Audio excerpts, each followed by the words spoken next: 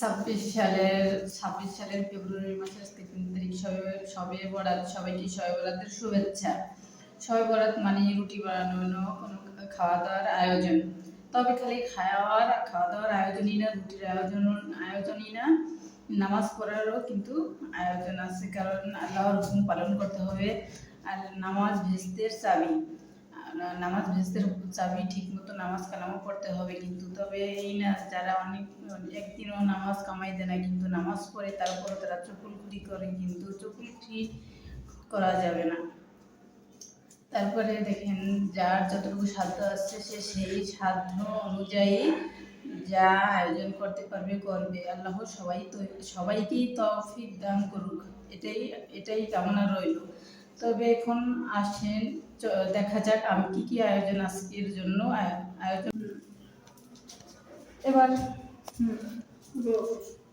এবার দেখা যাক আমি কি আয়োজন করলাম। আল্লাহ কি সমর্থ আমাকে দান করেছে। দেখেন, এটা গাজরের হালুয়া, এটা সিমাই, সুজির হালুয়া, বুটের হালুয়া, গরুর গোশ, সাথে রুটি।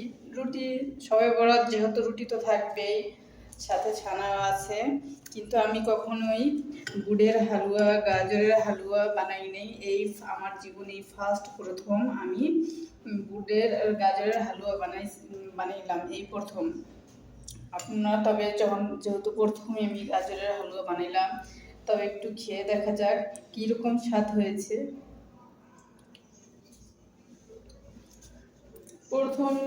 প্রথম বানাইছি, প্রথম হিসেবে মোটামুটি ভালোই লাগছে, কিন্তু কার কাছে কেমন লাগবে আমি সেটা জানি না।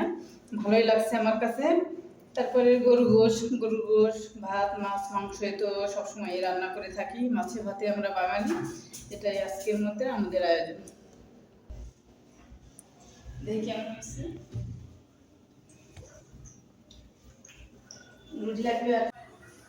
আজকে দেখেন বরাতের দিন আমরা কি রান্না করতেছি।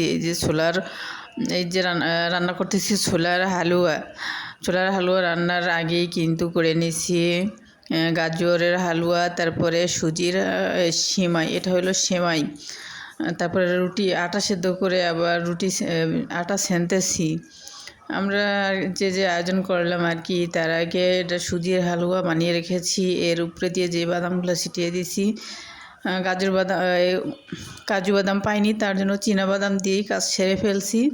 তারপরে রান্না বাড়া শেষ করে আবার এদিক দিয়ে আমি একা হাতে সব সামলাতে পারতেছি না। এদিক দিয়ে আমার বড় মেয়ে আবার ঘর দরজা বিছানা গোছাইতেছে। দেখেন, বিছানা ঠিক করে যে ভালোভাবে ঝাড়া পোছা করে বিছায় নিল আর কি। এখন চাদর বিছাইতেছে সুন্দরভাবে পরিপাটি করে। তারপরে বিছানা গোছানোর পরে এখন এসে পর্দা ঠিক করতেছে। এই পর্দাগুলো ঠিক করা হয়ে গেলে বালিশ ঠালিশ ভালোভাবে পাতিয়ে নিতেছে, কোনটা কোন জায়গায় রাখা যাবে। বিছানা গোছানোর পরে শেষ করেছিল। আমাদের ড্রেসিং টেবিলে একটু আওলা ঝোলা এলোমেলো ছিল, তারপরে সেগুলো গোছানো হয়ে গেছে। তারপরে এখানে কাপড় চোপড় এলোমেলো ছিল, সব কাপড় চোপড় রোদে শুকিয়ে আনার পরে এখন এই কাপড় চোপড়গুলো এক এক করে ভাঁজ করে নিতে হবে। সে বসে ভাঁজ করতেছে।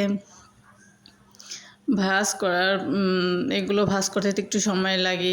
দেখেন যত তাড়াতাড়ি দেখা যায় হয়ে গেছে, কিন্তু এতই সহজ না, অনেকটাই সময় লাগে। কাজবাজ করতে তো একটু সময় লাগেই।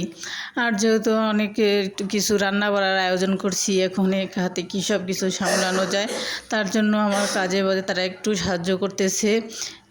এগুলো এখন শেষ করার পরে কাপড় চোপড় ভাঁজ করা শেষ করার পরে যাবে আরেক কাজে সাহায্য করতে। এখানে আরও বিছানার চাদর ছিল, সেগুলো আমি কিন্তু ধুয়ে দিয়েছি। ধোয়ার পরে ভাঁজ টাজ করে সেইগুলো গুছিয়ে রাখলো ড্রপের ভিতরে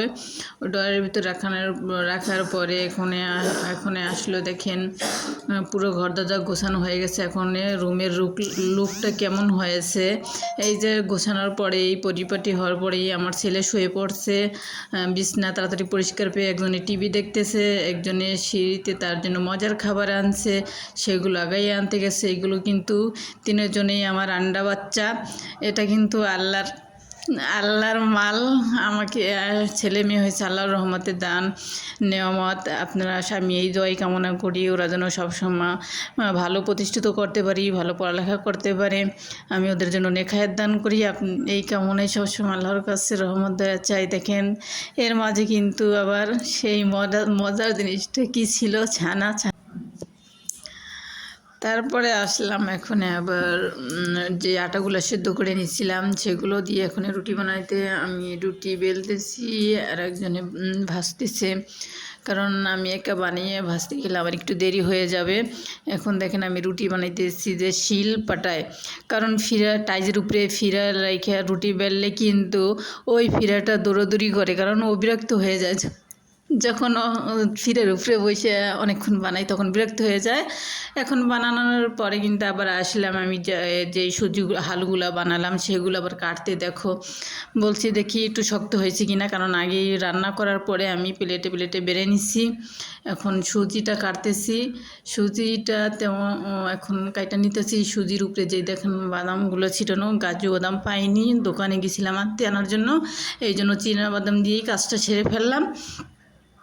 তারপরে সুজিটা বেশি একটা শক্ত হয় নাই, নরম নরমই ছিল। আর বুটের হালুয়াটা মাশাআল্লাহ ভালোই শক্ত হয়েছে, যে এটা পিস করা গেছে। আমি এটা পিস করে তারপরে কেটে আর এক পাত্রে উঠানোর জন্য প্রস্তুতি নিচ্ছি। তারপর আর এক বাটিতে আবার অন্য বাটিতে উঠিয়ে নিলাম। উঠানো শেষ, তারপরে বুটের হালুয়া কাটা শেষ করে ফেললাম।